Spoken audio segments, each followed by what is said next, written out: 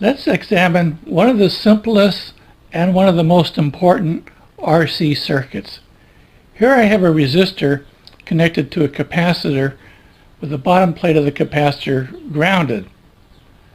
Over here I have a switch I'll call SW, and initially this switch is in the position that the resistor is connected to ground. At some point in time I'm going to change the switch position and switch it to the battery voltage, and we'll explore what happens with this circuit. But let me mention something. It's very interesting that if you take resistance and you multiply it times capacitance, you get time.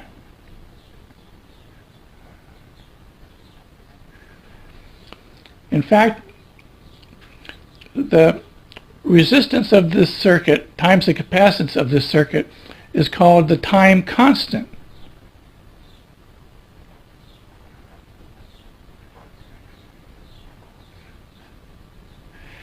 And this is a certain amount of fixed time. The resistance is constant, the capacitance is constant.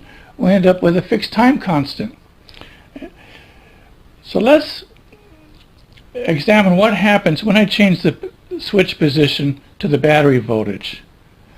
Let's call the voltage at this part of the resistor, call it VI for Vin.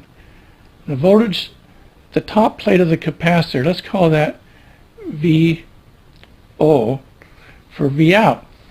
So let's examine what happens to the output voltage when I change the switch position.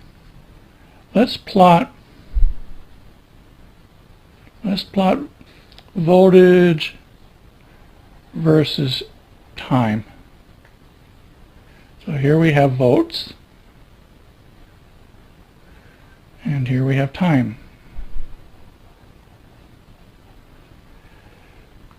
So initially, before I throw the switch, the Vin, or the Vi, is at 0. Let me change colors. So initially Vin is at 0. I throw the switch and Vin changes abruptly to the battery voltage, and it remains at the battery voltage continuously. Let's examine what happens to the output voltage, VO. So we know that a capacitor resists change in voltage. So at the instant I throw the switch, the capacitor is going to remain at 0 volts. And the capacitor is going to charge up slowly. And it'll approach the Vn rather slowly. Let's examine what's happening. Initially, when I throw the switch, the voltage, the predominant voltage drop is across the resistor, and very small voltage drop is across the capacitor. So at this time, as soon as I throw the switch, the maximum current is flowing in the resistor, but the capacitor is charging up. So at a later time, I'm going to have more voltage on the capacitor, and I'll have less voltage in the resistor. Let's say this is the voltage on the capacitor. So because I have less voltage across the resistor, the current in the resistor is going to be less. And the current in the resistor becomes less and less, and it causes a slope change. Initially, the slope change of Vout, the slope is very high at the origin, and as the resistor current is decreasing, the slope on this charging curve is decreased. Now, if we say that this unit of time, we can call this RC. So one time constant is this amount. This time over here would be another time constant, RC.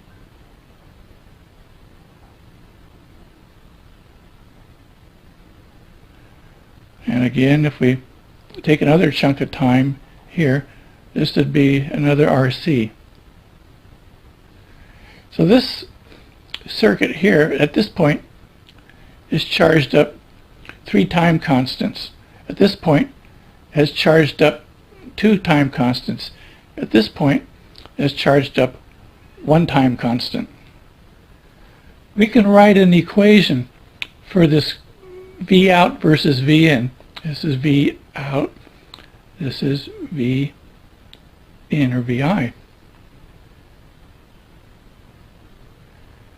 It turns out that the equation for the output voltage, V out, is equal to the input voltage, VI, times 1 minus e to the minus t for time divided by the RC time constant, RC, close bracket. Now E is a natural logarithm. E is equal to 2.7182, so on and so on. So E is a constant. Again, T is time, RC is time constant, and VI is Vn. So let's look at this equation. For example, at T0, what does it tell us?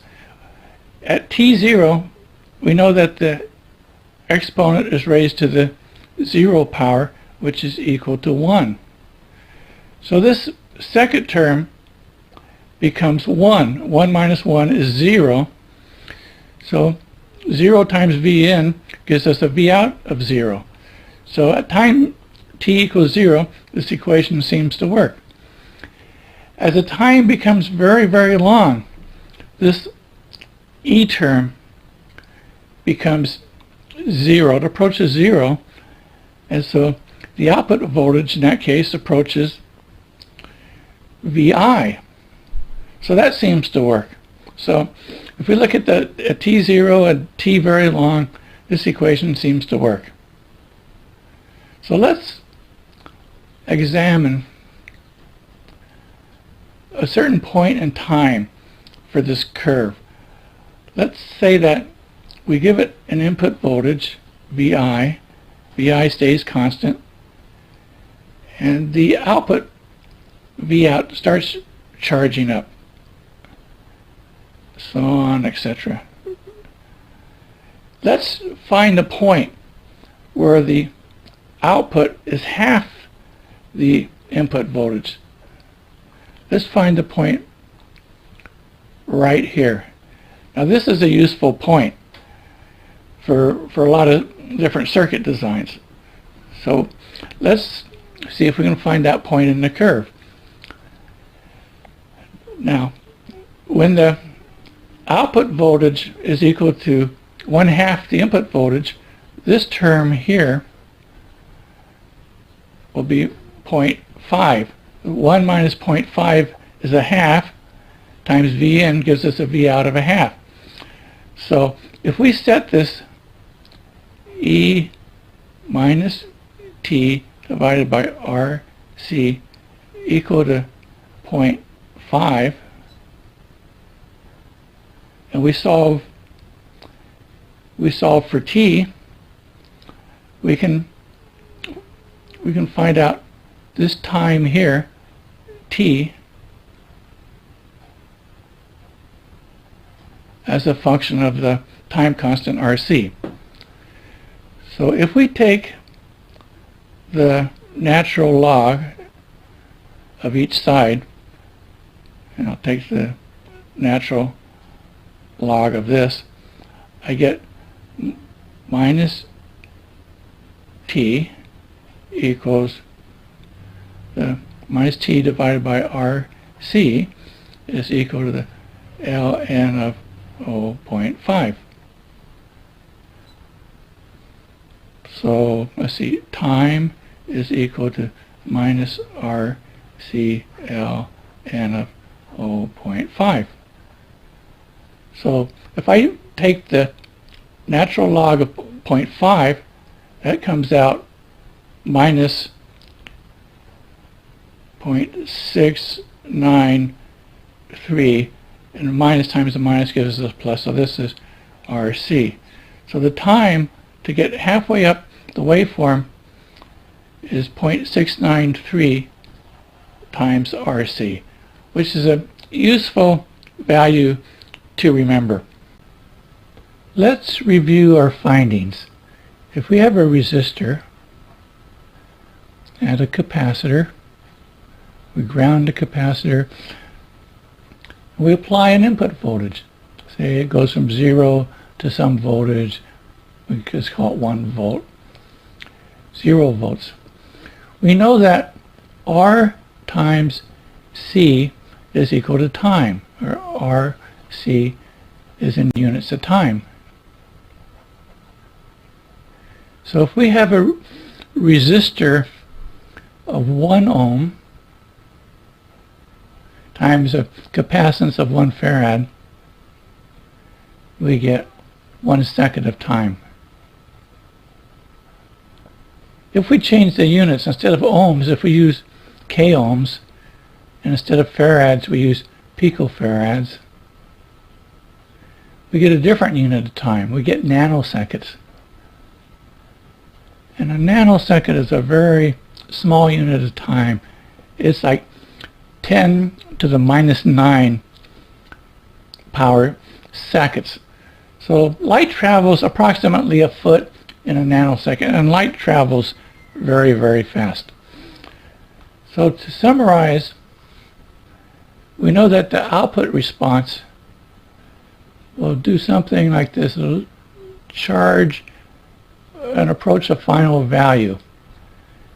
And we know that at the halfway point, that has taken 0.693 time constants. If we plot time constants on this axis, say this is RC to this point, we'll take another RC time constant to this point.